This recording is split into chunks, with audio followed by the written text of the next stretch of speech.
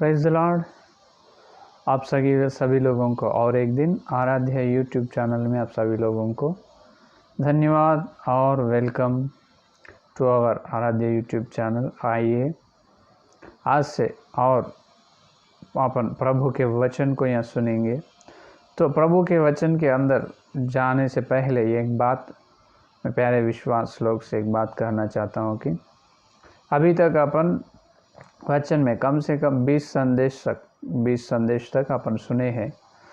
वचन का ध्यान परमेश्वर की ज्ञान, तो वही टाइटल में जो वचन का ध्यान परमेश्वर के ज्ञान में जो पवित्र बाइबल या पवित्र शास्त्र का ध्यान कैसे करना, जो बाइबल में जो गुप्त हुए आशीर्वादों को अपन प्राप्त कैसे कर लेना, जो एक विश्वास या कलीसिया में आने से पहले या कलीसिया में आने के बाद विश्वास, या कलीसिया में आने से पहले या कलीसिया के बाहर लोग, तो उन्होंने परमेश्वर को किस तरह से मानना, किस तरह से उन्होंने परमेश्वर पे या विश्वास रखना, उस सभी के लिए आज से अपन पवित्र बाइबल का ध्यान करेंगे।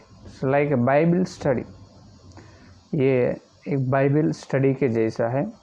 तो आइए आज से अपन वचन के अंदर वचन को खोज कर, वचन में ढूंढ कर, जो मसीहा ने बोला है यूहन्ना की सुसमाचार 5वां अध्याय 29 वचन में, जो शास्त्रों को ढूंढो वो मेरे लिए गवाही देती है कि नहीं। तो वचन को अपन ढूंढेंगे। आइए सीधा से सीधा अपन आज से वचन का ध्यान को आरंभ करेंगे। और एक बार आप सभी लोगों को स्वागत है। जो इब्रियों की पत्री में सीधा से सीधा अपन वचन में जाएंगे। इब्रियों की पत्री जो पौलुस ने लिखा गया है, जो इब्रियों की पत्री 5वां अध्याय या 5वां अध्याय, इब्रियों की पत्री 5वां अध्याय या 12 वचन को अपन देखेंगे। जो 12 वचन को अपन मूल वचन के रूप में देखेंगे। समय के विचार से तो तुम्हें गुरु हो जाना चाहिए था, तो भी क्या यह आवश्यक है कि कोई तुम्हें परमेश्वर के वचनों की आदि शिक्षा फिर से सिखाए, और ऐसे हो गए हो कि तुम्हें अन्न के बदले अब तक दूध ही चाहिए। जो पढ़े हुए वचन को पवित्र आत्मा ने अपने बीच में तोड़कर वचन का आशीर्वाद देगा। आमीन। तो ये है यहाँ पर मूल वचन। आज से जो आरंभ कर रहे हैं अपन जो पवित्र बाइबल का ध्यान, तो ये प्रारंभ संदेश में यह मूल वचन ये है। पौलुस ने इब्रियों से कह रहे कि क्या कह रहे इब्रियों से, इब्रियों की कलीसिया में, तो समय के विचार से तो तुम में गुरु हो जाना चाहिए था। समय के विचार से या समय से देखे तो हे इब्रियों कलीसिया के विश्वास लोग, तुम अगर समय से देखे तो तुम क्या होना, अभी तक तुम गुरु बनना चाहिए, गुरु होना था, लेकिन तुम गुरु ना है। कैसा है? परमेश्वर की शिक्षा आदि से, परमेश्वर के वचनों की आदि शिक्षा फिर से सिखाना। परमेश्वर के वचन का आदि शिक्षा, परमेश्वर के वचनों की आदि शिक्षा, इसका मतलब जो प्रारंभ, जो आरंभ, एट द बिगिनिंग, जो प्रारंभ की शिक्षा। जैसे अपन जब बच्चों को अपन स्कूल में अपन डाले तो पहले या LKG ये शिक्षा उनका आरंभ होते हैं, तो पहले उसे क्या सिखाया देता है स्कूल में, या क्या पढ़ाते हैं उसे, या अच्छे पाठ, अच्छे पद वो नहीं पढ़ाते।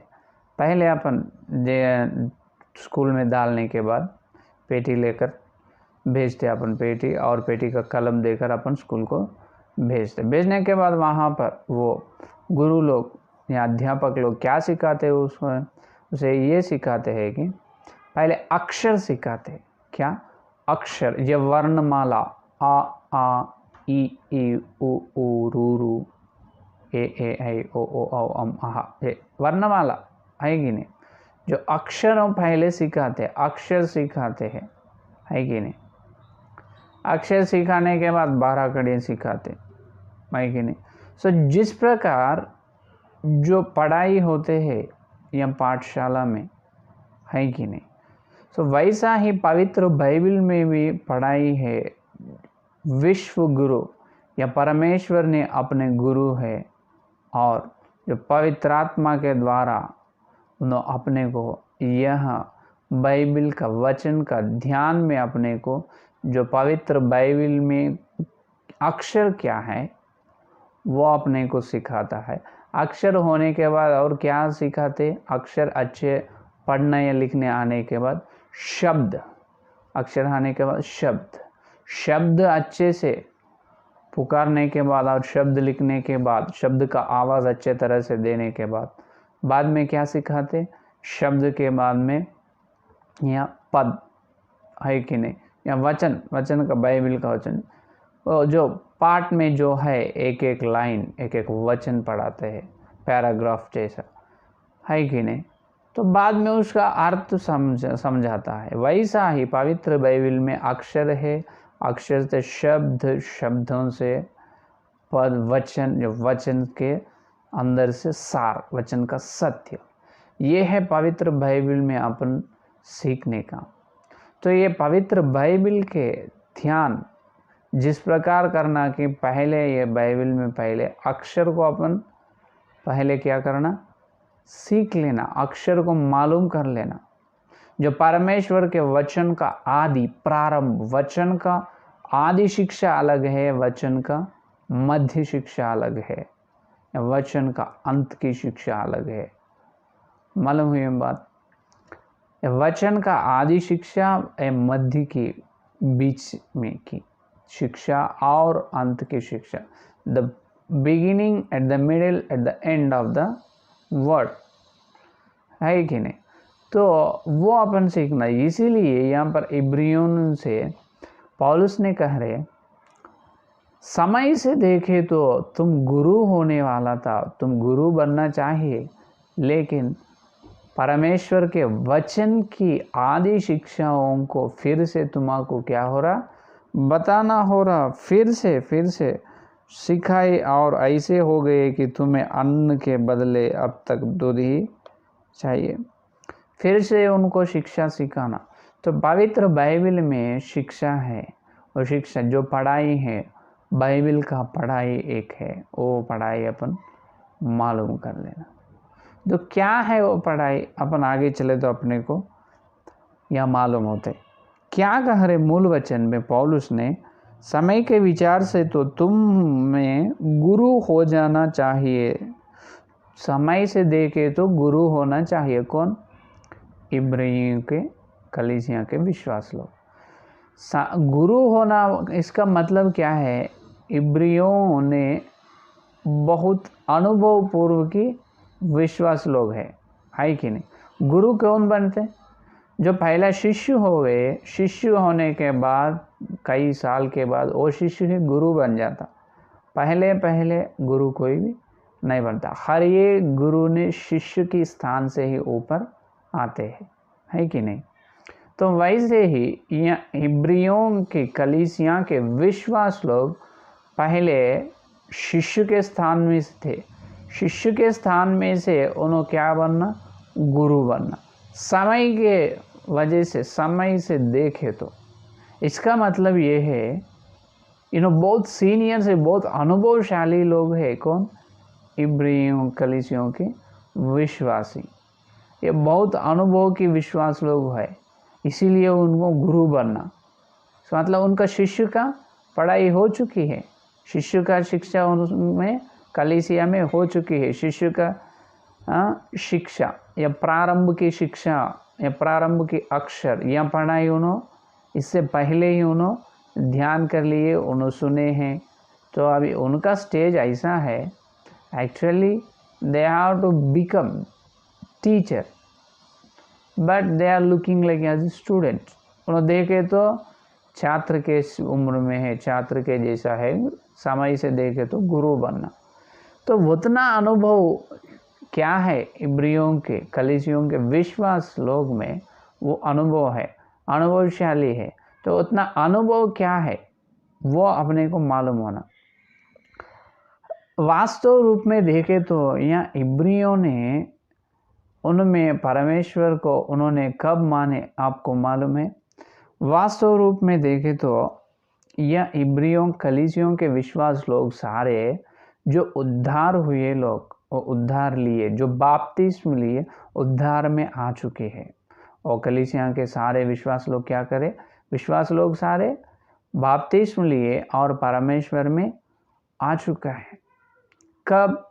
बहुत सालों से पहले, बहुत सालों से पहले, बहुत साल बीत गए उन उद्धार लेके, उन्होंने परमेश्वर को मानकर, यहाँ प्रभु पर, मसीहा पर विश्वास करके हर दिन प्रार्थना, वैसा उनके दिनचर्या में भले भले काम करते हुए बहुत साल बीत गए, चले गए, बहुत साल चले गए।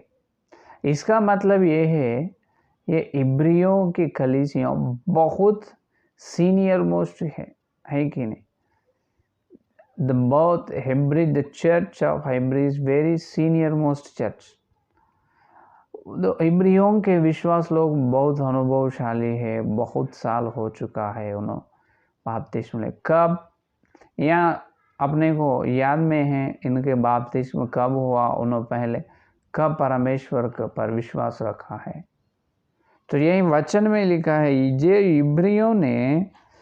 इब्रियों ने पहले उनका बपतिस्म हो चुका है। प्रेरितों के काम दूसरा अध्याय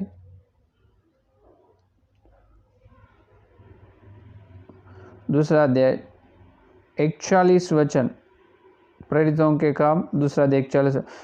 सो जिन्होंने उसका वचन ग्रहण किया उन्होंने बपतिस्म लिया और उसी दिन 3000 मनुष्यों के लगभग उनमें मिल गए। यहाँ देखो बात, जो पवित्र आत्मा पहली बार धरती पर आए हैं, जो पेंतकोस्त के त्योहार के दिन, उस दिन पहली बार पवित्र आत्मा ने यीशु मसीह के द्वारा धरती पर भेजा गया। तो पवित्र आत्मा को ये लगभग 150 लोग पवित्र आत्मा को स्वीकार किए, पवित्र आत्मा का अभिषेक हुआ है। वहाँ पर पेतुर ने कहा रे, वहाँ पर पेतुर ने क्या करे, देखिए 38 का वचन देखिए।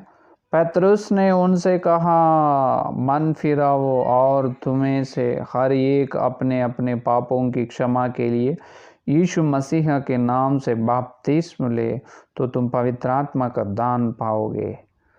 पतरस ने क्या कहा, जो वहाँ पर लोग आके देखा है ये कितनी बड़ी आवाज़ कैसी है, कहाँ से इतनी बड़ी आवाज़ आई, और ये सब 150 लगभग 150 लोग हैं। ये लोग पूरा पवित्र आत्मा को, ये पवित्र आत्मा कौन है? अन्य दूसरी भाषा में बातचीत कर रहे, भाषण कर रहे, दूसरे भाषा में। ऐसे भाषण करने का दान इसे कैसे मिले? ये क्या हो रहे हैं यहाँ पर? तो वहाँ के लोग आश्चर्य हो रहे। जब पतरस ने उनको सुसमाचार, मसीहा के बारे में सुसमाचार को बताया, मसीहा के बारे में बताया गया, जब बताए तो पतरस के बात सुनकर उस दिन लगभग 3000 लोग बपतिस्म लिए। 3000, एक नहीं दो नहीं, 3000। At the one day, 3000 members are baptized in only one day. 3000 peoples, 3000 के लोग, ये होने वाला कार्य है। ऐसा काम आज होने की संभावना है, होना, पवित्र आत्मा ने काम करे तो वैसा रहते। जो पहली बार पवित्र आत्मा धरती पर आ चुका है, जो पवित्र आत्मा का पहला कार्य, जो शक्ति, जो बलवान की कार्य है, एक ही दिन 3000 लोग जो मसीहा को उनके उद्धार करता बोल के मान लिया है, जो मसीहा के अंदर जो बपतिस्म लिया है, उद्धार से परमेश्वर के अंदर आ चुका है 3000 लोग। कब? जब वहाँ पर पतरस ने पहले बार जो पवित्र आत्मा धरती पर आए, जब पतरस के द्वारा क्या हुआ, जो परमेश्वर के बारे में बताए, जो बात सुनने के बाद, मसीहा के बात सुनने के बाद, ये इब्रियों कौन अपन कह रहे ना, इब्रियों के विश्वास लोग, यहाँ पर दिख रहे जो अनुभवशाली विश्वासी लोग हैं वो 3000 लोग। इसका मतलब ये है जो परमेश्वर को क्रूस पर चढ़ाए यूदो लोग, वो ही यूदो लोग ही 3000 लोग बपतिस्म लिए हैं, वो ही 3000 लोग वहाँ पर इब्रियों की कलीसिया में है। वो समझ गए बात? जो पतरस के द्वारा एक दिन लगभग 3000 लोगों का बपतिस्म हुआ ना, जो यूद के लोग ही है, तो वो ही 3000 लोगों यहाँ पर अपने को दिख रहे इब्रियों की पत्री में, जो कलीसिया के लोग, वो ही कलीसिया के लोग यहाँ पर दिख रहे 3000 बपतिस्म लिए, वो लोग ये की है। तो इसका मतलब क्या है, जो वहाँ पर कलीसिया का स्थापित जब नहीं हुआ, पहला परमेश्वर का कार्य का आरंभ हुआ, तो प्रारंभ में ही 3000 लोग बपतिस्म लिए हैं। जो पतरस की सेवा, पहले सेवा का आरंभ पतरस नहीं बल्कि प्रेरितों की सेवा वहाँ से आरंभ हुआ है। जब पवित्र आत्मा का अभिषेक उन्होंने लिया है, पवित्र आत्मा का दान उन्होंने लिया है, जो पवित्र आत्मा को उन्होंने स्वीकार कर लिया है, जो पवित्र आत्मा को पाने के बाद उन्होंने पवित्र आत्मा को पा लिया है, जो पाने के बाद वहाँ से प्रेरितों के सेवा का आरंभ हुआ।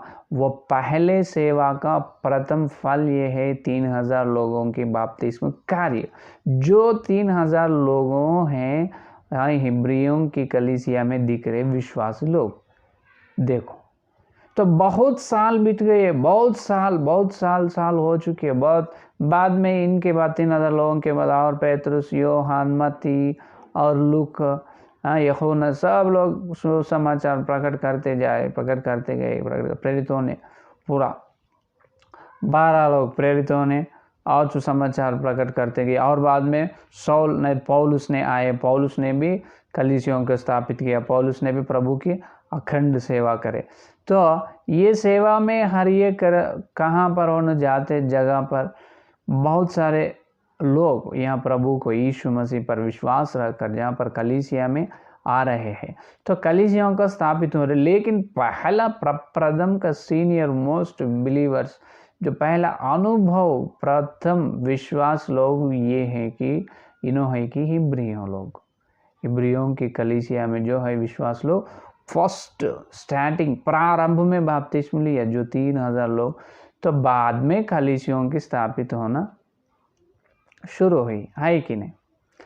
तो उतने सीनियर है ये लोग, अभी मालूम है उन्हें जितना सीनियर है उतने सीनियर मोस्ट बिलीवर्स है, उतना बहुत समय से देखे तो बहुत साल हो चुका है, कम से कम 30 साल, कम से कम 30 साल हुआ बपतिस्म लेके लगभग 30 साल के बाद पौलुस ने कलीसिया में, इब्रियों की कलीसिया में देखे तो उनके आध्यात्मिक स्थिति कैसे रहना। अगर बपतिस्म लेकर तुम्हारे आत्मीय जीवन का उम्र या 20 से 25 या 25 से 30 साल हुई, तो तुम्हारी प्रार्थना, तुम्हारी वचन का पढ़ना, वचन का ध्यान, तुम्हारी गवाही जो कितने अच्छे, कितने सुंदर रहना चाहिए, तुम्हारे आध्यात्मिक जीवन का फल, ये सब कुछ कितने अच्छे ऊंचे स्थान पे रहना चाहिए, है कि नहीं?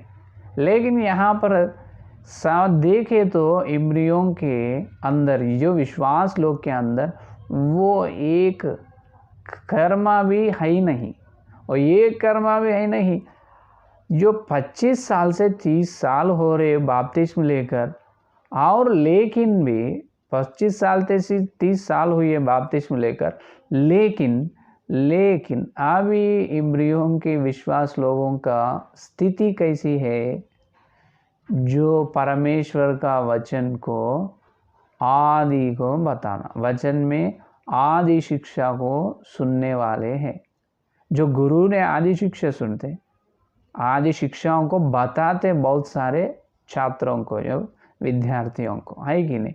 ये विद्यार्थियों के, छात्रों के जैसा है, गुरु के जैसा रहे ना। कोई तो स्कूल में डाले तो ना 25 साल 30 साल उम्र तक फर्स्ट क्लास में बैठते, और बैठे तो उसे क्या फ़ायदा रहेगा। 25 साल 30 साल बोले तो वो बच्चा स्कूल का और कॉलेज का पूरा उसका पढ़ाई हो जाना, उन्हें एक अध्यापक, उन्हें एक गुरु बनना। वैसी स्थिति यहाँ पर इंद्रियों के विश्वास के अंदर नहीं है।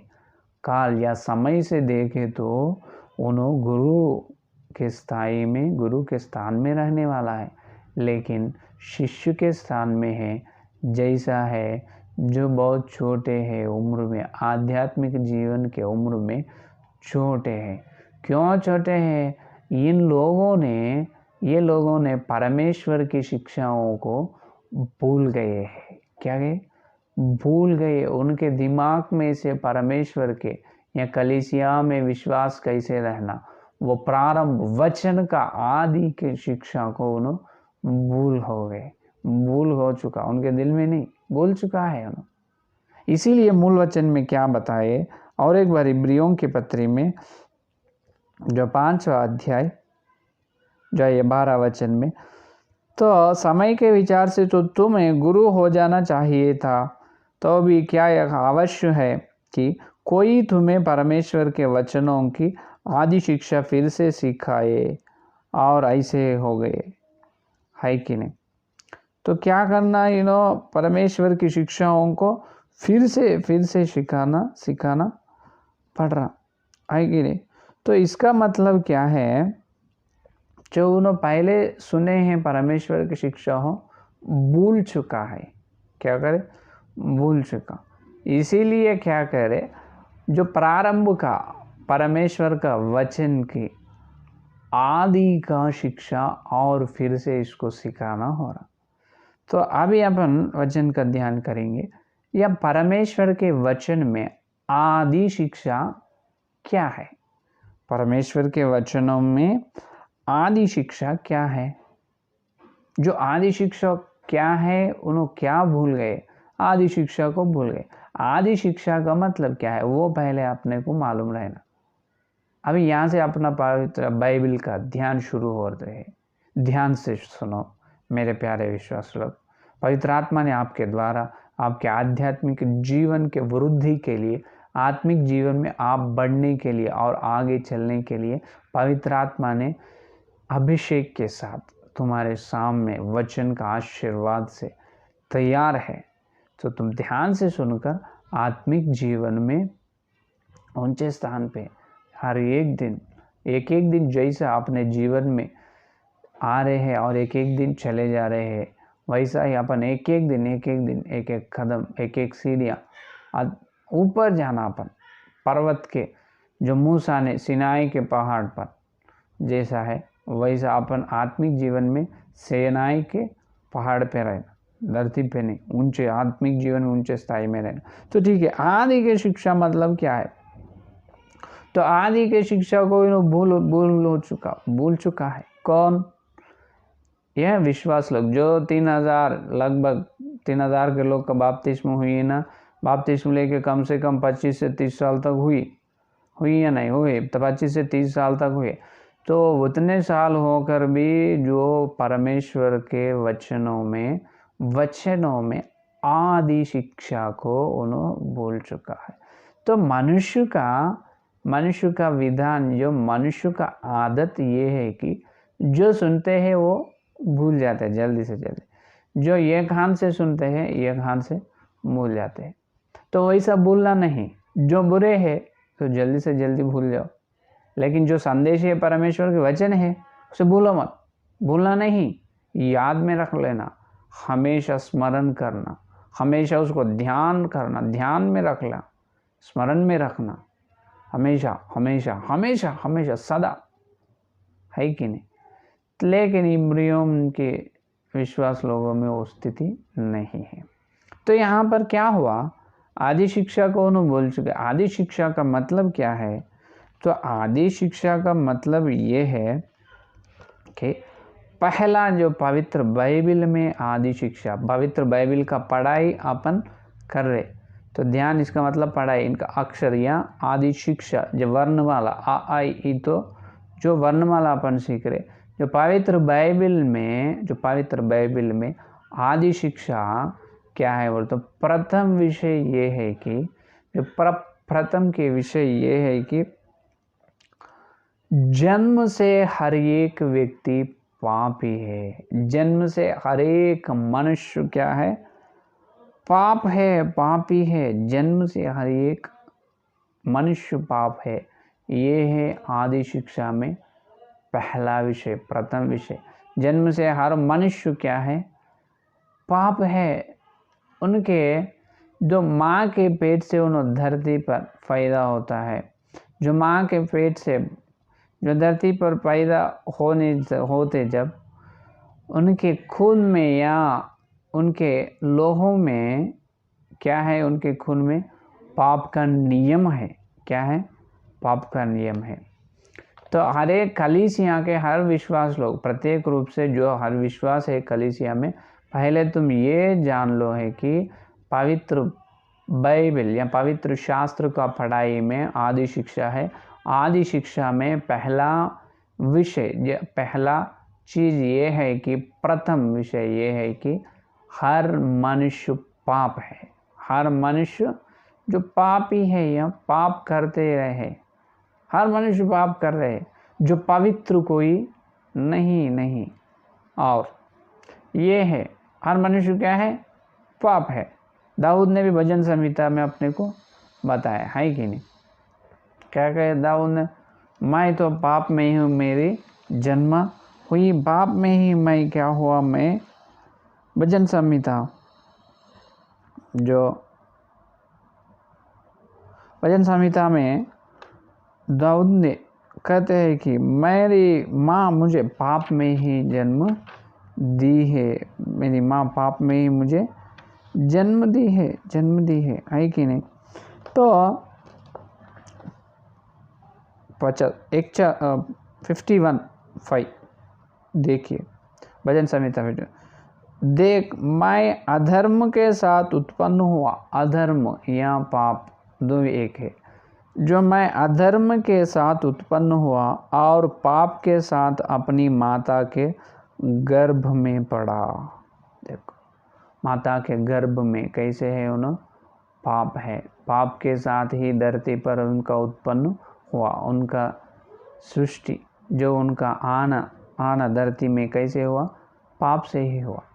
तो पहला विषय ये है, पहला जो हर मनुष्य धरती पे जितने लोगों की फ़ायदा हो रहे हर दिन हुई है और फ़ायदा हो रहे, फ़ायदा होने वाला है, जो कोई भी हो ना, मनुष्य है तो हर मनुष्य के अंदर पाप है। फ़ायदा हो रहे पाप से, उनका उत्पन्न हो रहे धरती पर, जो पाप से, पाप नियम से है कि नहीं। तो ये जन्म से जो अपना जन्म, जो अपना फ़ायदा से, अपन फ़ायदा होने से पाप लोग है। और ये पहला है, इसमें दो तरफ की है, और जन्म से पाप है और कर्म से भी पाप है। जन्म से पाप है और कर्म से भी पाप है। इसका मतलब जन्म पापी है, कर्म पापी है। ये दो तरफ की है। और उसके अंदर है कि नहीं, हर मनुष्य पापी है, और वो हर मनुष्य पाप में जन्म से पापी हर मनुष्य है, और कर्म से पापी और कई मनुष्य है। इसका मतलब क्या है, दो तरफ की, जन्म पापी या कर्म पापी, दो तरफ की है।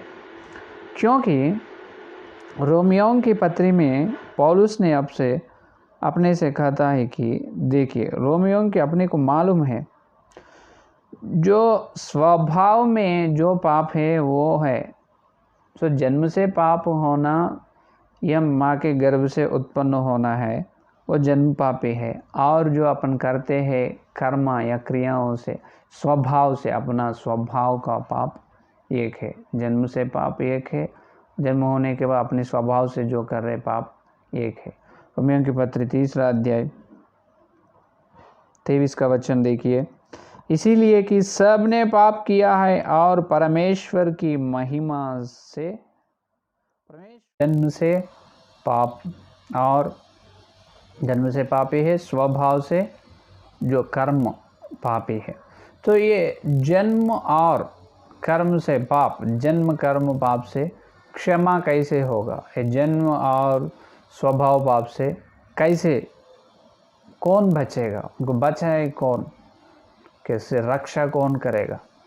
इसलिए परमेश्वर ने जो पहले एदेन के वन में जो आदम और हव्वा के अंदर जो प्रवेश हुआ है पाप नियम, वो पाप नियम से आने वाली फल ये है मृत्यु। जो पाप में से अपन मरे, समझो अपन पाप में से जो पाप की क्षमा ना हुई, अपने पाप में से अपनी मृत्यु हुई, जब मृत्यु के बाद, जब मरण होने के बाद आत्मा किधर जाएगा? जो आत्मा या स्वर्ग में जाएगा या नरक में? बिल्कुल नरक में जाएगा, क्योंकि जो पाप से आने वाले फल मरण है, मृत्यु है। तो अपन यो जन्म कर्म ये मरण को लाए हैं, पाप को नियम, वो पाप से आए हैं मरण, वो पाप से अपन क्या करना? क्षमा ले लेना, वो पाप से अपन बचा लेना, बस बच जाना उससे बच गए तो ख़त्म, खेल ख़त्म और हो गए काम। कैसा? फिर वो जन्म से अपने अंदर पाप है, पाप नियम है, कर्म से पाप है, स्वभाव पाप अपन कर रहे हैं जो अपने कर्मों से, और माँ के गर्भ से अपन पाप से ही उत्पन्न हुआ अपना जन्म, है कि नहीं? तो ये दोनों के पाप से क्षमा होने के लिए जो ये सृष्टि में एक विधान है, जो सृष्टि में एक आज्ञा है, एक विधान है, जो पाप की क्षमा होना है, तो जो पाप की क्षमा होना है तो वहाँ पर लोहू की ज़रूरत है। क्या है? लोहू की ज़रूरत है। इसीलिए लोहू की ज़रूरत, इसीलिए इब्रियों की पत्री में 9 का अध्याय, इब्रियों की पत्री में 9 का अध्याय में देखो 22 वचन, 9 का अध्याय 22 वचन में, और व्यवस्था के अनुसार प्रायः सब वस्तुएं लोहू के द्वारा शुद्धि की जाती है और बिना लोहू बहाए क्षमा नहीं होती। जो लोहू ने बहाना, लोहू की नदी है एक, बह रहे है हमेशा, वो लोहू से जो पाप की क्षमा होती है, जो लोहू से पाप की क्षमा होती है। अगर लोहू नहीं है तो पाप की क्षमा नहीं होती। जो किन के लोहू? तो यहाँ पर जो किन के लोहू, जो यहाँ पर 10 और 4 में देखे तो अपने को जहाँ पर एक बात बोलते हैं, वो इब्रियों की पत्री 10 का अध्याय 4 के वचन में, क्योंकि अनहोना है कि बैलों और बकरों का लोहू पापों को दूर करे। बैलों और बकरों का लोहू पाप को दूर करे ना करे। वो अनहोना है, होना नहीं, अनहोना। जो बैलों और बकरों के लोहू से पाप की क्षमा नहीं होते हैं, वो बैल, बकरे, गाय, उसके लोहू के, वो लोहू का नदी नहीं है, वो लोहू बहाए नहीं धरती पे। इसीलिए उनके लोहू से किनकी, या जन्म का नहीं या कर्म का, जन्म पाप का क्षमा ना होता, स्वभाव पाप का क्षमा भी ना होता। तो ना होना है वचन में लिखा, तो कौन सी लोहू से? जो किन की लोहू से? जो किस तरह की लोहू से जो मानव जाति का, जो मनुष्य का जो पाप की क्षमा हो सकता है? जो किन की लोहू से? तो यहाँ पर 2 लक्षण हैं जो हर मनुष्य का, यह जन्म और स्वभाव, जन्म और स्वभाव 2 पाप को क्षमा करने के लिए, जन्म कर्म पाप की क्षमा होना बोले तो वो लोहू को 2 लक्षण रहना, वो निष्कलंक और निर्दोष लोहू रहना और अनंत जीवन की लोहू रहना। इसीलिए प्रथम पेतरुस की पत्री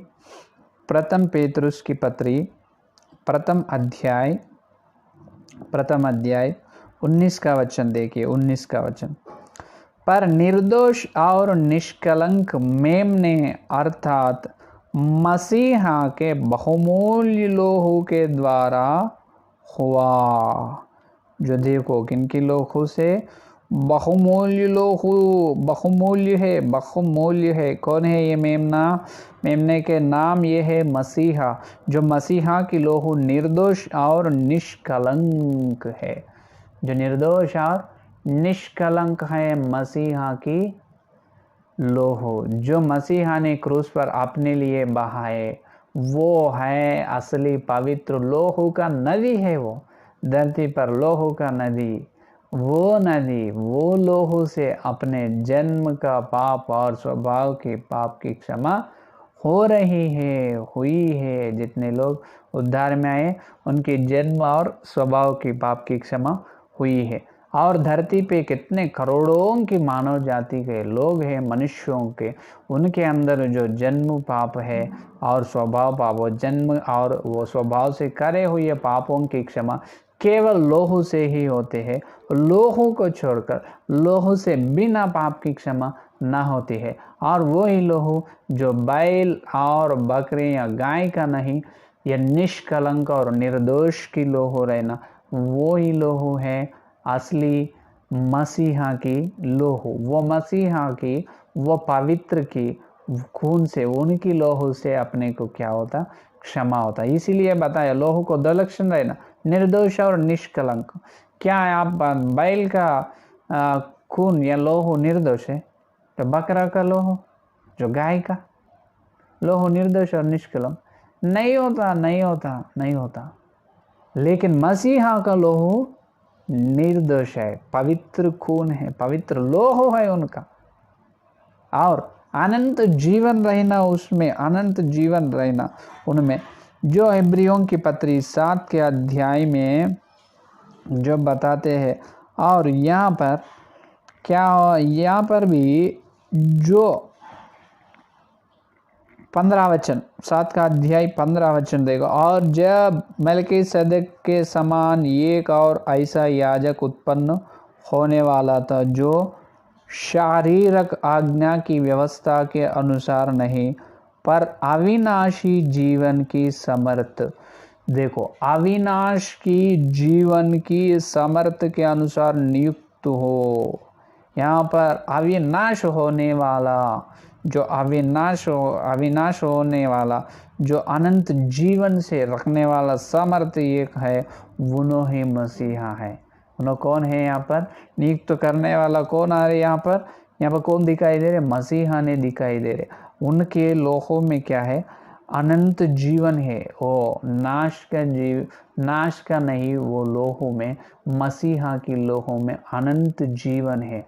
अनंत जीवन, हमेशा जीव रहते हैं। वो जीव की मृत्यु होती नहीं। उन्हीं अनंत जीवन के आदमी है, उनका खून भी अनंत जीवन की है कि नहीं?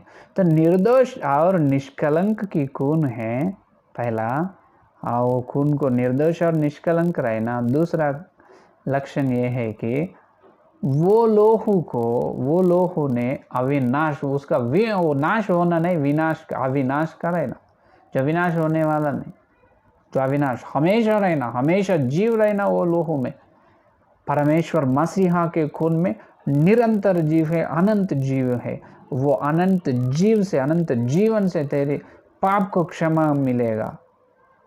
इसीलिए वो अनंत जीवन से, वो जीव ही अपने जन्म और स्वाभाविक पाप को क्षमा करे, नहीं तो वो लोगों को उतना इम्पोर्टेंस नहीं है, उतना प्रमुख नहीं होते वो लोग।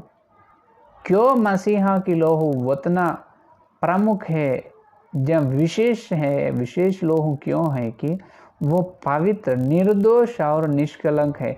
क्योंकि जब मसीहा ने धरती पर आए, जब मसीहा की जन्म पवित्र जन्म है, उनके शरीर में जो है खून, वो मरियम का खून नहीं होता, वो उनकी खून है, केवल परमेश्वर की खून ही है। मरियम की खून अगर मसीहा में है तो मसीहा के अंदर भी पाप नियम रहेगा, और वो पाप नियम से वो अपने को पाप से क्या रक्षा करेगा, पाप से अपने को बचाएगा, नरक से बचाएगा नहीं। तो इसीलिए मसीहा के खून पवित्र है, निर्दोष और निष्कलंक है। जो पवित्र लोहू रहते हैं वो पवित्र लोहू अविनाश की होती है, विनाश की नहीं।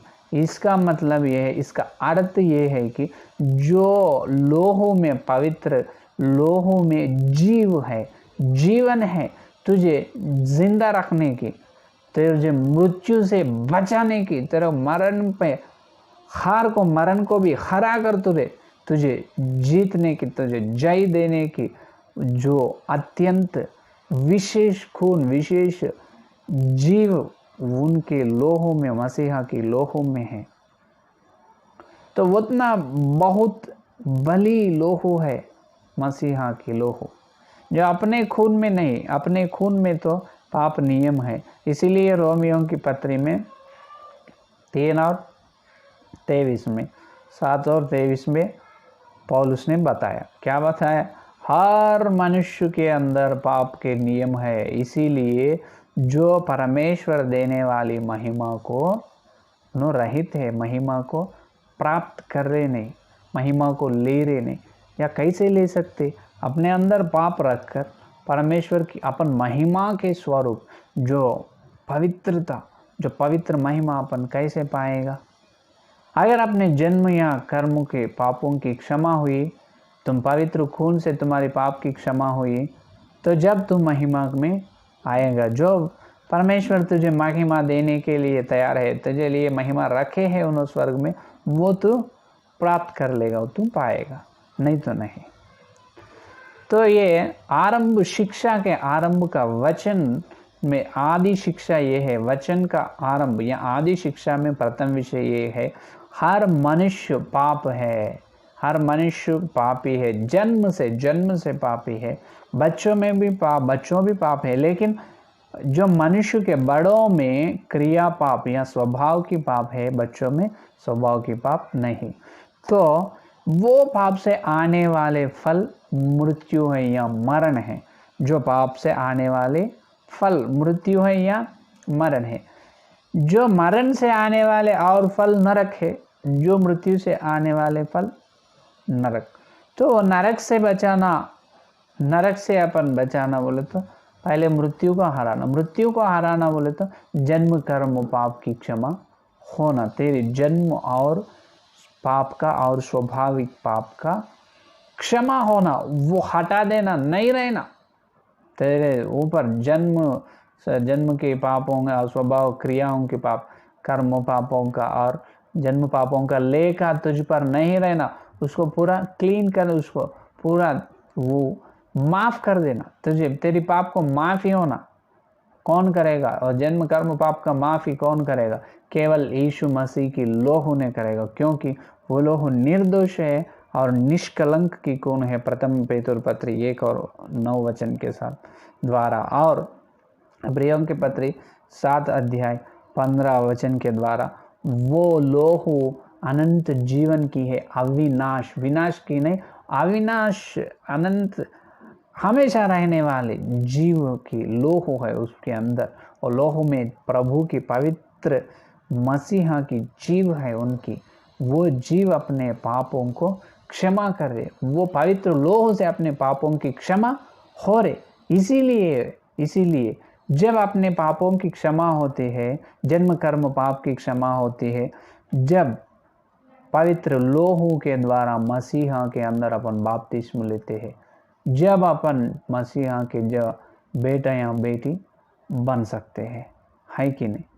जो ये 2 विषय, पहला ये 2 विषय हैं। पहला, हर मनुष्य पापी है और हर मनुष्य के जन्म पापी है और मनुष्य के द्वारा स्वभाव के पाप हो रहे हैं। तो वो जन्म के पाप और कर्म के स्वभाव के 2 तरफ की पापों की क्षमा होना। पाप की क्षमा किससे होते हैं? ये शास्त्रों में, वचन में बताए, केवल लोह से ही पापों की क्षमा होती है। जो किंकी लोह या बैल और बकरों की लोहू नहीं, वो निर्दोष और निष्कलंक की लोहू रहना और वो लोहू में अनंत जीवन रहना, वो ही लोहू है मसीहा ही लोहू। जो मसीहा की, परमेश्वर के प्रभु की लोहू से, वो निर्दोष और निष्कलंक की लोहू ने क्रूस पर अपने लिए उन्होंने क्रूस पर उसको बहाए, वो लोहू से अपने सब मानव जाति की लोगों की पाप की क्षमा हो रहे हैं, है कि नहीं। ये दूसरा है विषय। और यही बात को पुराना नियम में लय व्यवस्था में भी कहते हैं, क्योंकि जो 17 अध्याय 11 वचन, 17 अध्याय 11 वचन, क्योंकि शरीर का प्राण लोहू में रहता है, शरीर का प्राण लोहू में। जो अविनाश की लोहू है ना मसीहा की, वो लोहू में जीव है, अनंत जीव है। वो उसमें क्या है? प्राण है। क्या है? लोहू में प्राण लोहू में रहता है। लय व्यवस्था में प्रभु ने बताया लोहू में क्या है? प्राण लोहू में प्राण है। जो पवित्र आत्मा मसीहा की प्राण, जो उनकी जीव से अपने जन्म कर्म पापों की क्षमा होती है। तो इसीलिए प्रेरितों के काम 20 का अध्याय में जो देखिए, प्रेरितों की काम 20 का अध्याय 28 वचन देखिए। इसीलिए अपनी और पूरे झुंड की चौकसी करो, जिससे पवित्र आत्मा ने तुम्हें अध्यक्ष ठहराए कि तुम परमेश्वर की कलीसिया की रखवाली करो, जिससे उसने अपने लोहू से मोल लिया। क्या करे? उन्हें अपने लोहू से मोल लिया, अपने को खरीद की है। कौन? परमेश्वर मसीहा ने अपने को उनकी लोहू से, उनकी अनंत जीवन की लोहू से अपने को खरीद करके कलीसिया में अपने को प्रवेश किया है कि नहीं।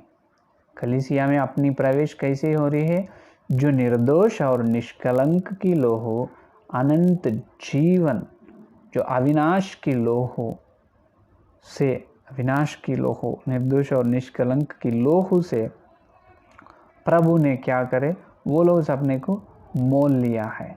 वो मोल कर खरीद ली, उनके लोहू से अपने को खरीद कर कलीसिया में अपने को क्या करे?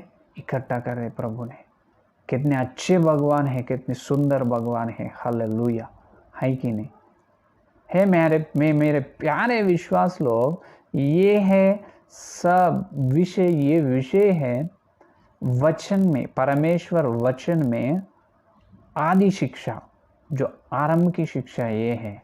हर एक विश्वास ये सीख लेना, ध्यान से तुम्हारे हृदय पर लिख लेना, तुम्हारे दिल पर, तुम्हारे हृदय का पेटी पर लिख लेना, ये उसको भूलना नहीं।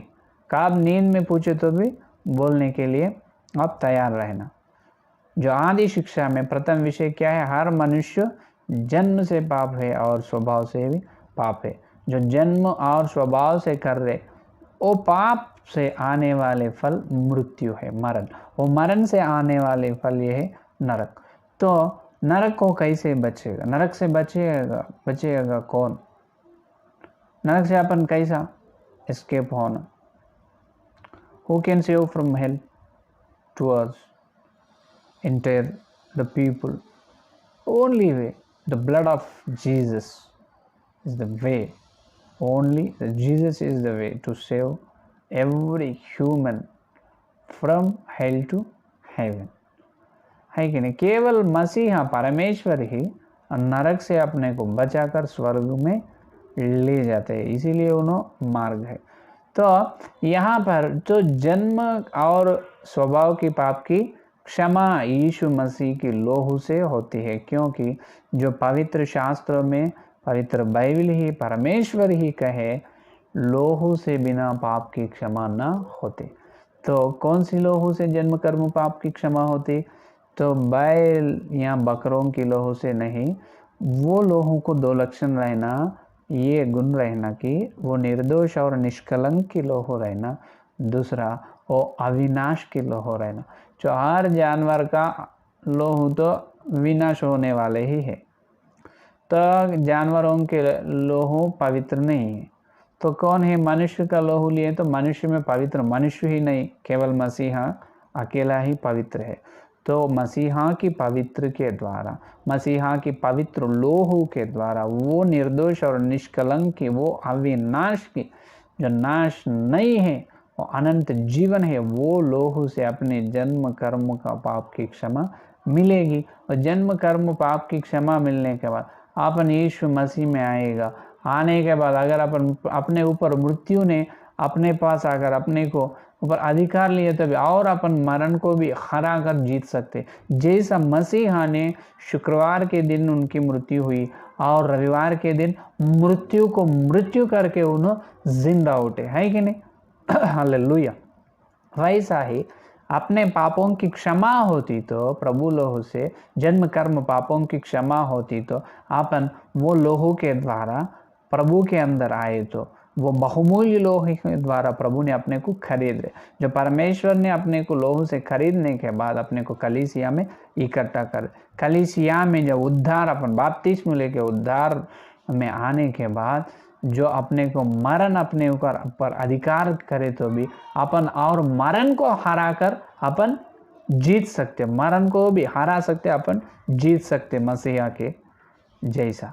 जब पाप का से आने वाले फल मरण भी चले गए, जब अपने जन्म कर्म का पाप चले गए, उनसे आने मरण और मृत्यु पर भी अपने को विजय प्राप्त हो रहे, और मरने के बाद तो नरक से अपन परमेश्वर ने बचाए और अपने आत्मा सीधा से सीधा परदेसी जा रहे, जब पर स्वर्ग में जा रहे, है कि नहीं? ये है दूसरा विषय। तो ये आदि शिक्षा, ये आदि शिक्षा है, आरंभ शिक्षा है जो पवित्र बाइबल में, जो इब्राहिम के विश्वास लोग ने क्या करे, जो आदि शिक्षा को ही भूल गए, भूल चुके हैं। तो अपन भूलना नहीं, हमेशा याद में रखना, हमेशा प्रभु के संदेश को, प्रभु का वचन को याद में रखना, स्मरण करना, याद में ला लेना, याद में लेना, याद में लेकर क्या करना, उसका ध्यान करना। इसका मतलब ये है परमेश्वर की या प्रभु की संदेश को अपन हमेशा ध्यान करना, ध्यान करते हुए अपन अपने आध्यात्मिक जीवन में आगे बढ़ना, आगे चलना, है कि नहीं? तो आदि शिक्षा में आज अपन दो विषय अपन देखे हैं अभी तक, है कि नहीं? दो विषय अपने देखे हैं। प्रथम विषय ये है अपन जन्म से पापी है, स्वभाव से पापी है। जन्म और स्वभाव के पाप से आने वाले फल मरण है, मरण से आने वाला फल नरक है। तो उससे कौन अपने को बचाएगा? तो जन्म पाप चले जाना, पाप की क्षमा होना है तो लोहू की ज़रूरत है। पाप की क्षमा किससे होगा? लोहू से। जो किनकी लोहू से? बैल या बकरों की लोहू से नहीं, पवित्र निर्दोष और निष्कलंक की लोहू से अपनी पापों की क्षमा हो रहे। जो निष्कलंक और निर्दोष की लोहू और अनंत जीवन अविनाश की लोहू से जो अपने जन्म कर्म पापों की क्षमा होती है, होने के बाद जो पाप की क्षमा हो चुकी है, प्रभु की लोहू ने तुझे जन्म कर्म पाप को हटा दिए। जब तेरे ऊपर मरण अधिकार करने का नहीं, अगर मरण अपने पास आकर अपना मृत्यु हो तो भी अपने मृत्यु को हरा कर और जीवित होते और जीतते, मृत्यु से भी अपन जीत सकते। कैसे? मृत्यु होने के बाद और अपन महिमा शरीर से जिंदा उठते, है कि नहीं? महिमा शरीर से जिंदा उठते। जैसा परमेश्वर मसीहा की मृत्यु क्रूस पर शुक्रवार के दिन हुई, रविवार के दिन उन्होंने मृत्यु को भी मृत्यु करके मरण को मार कर उन्होंने जिंदा उठे, वैसा ही अपन मरण को मार कर, मरण को हरा कर जिंदा उठ सकते महिमा शरीर से प्रभु आने समय। कैसे? किस वजह से? प्रभु के लोहू से, अपने जन्म कर्मों की क्षमा होने से, है कि नहीं? तो प्रभु ने उनके परमेश्वर के बहुमूल्य लोहू से अपने को खरीद ले।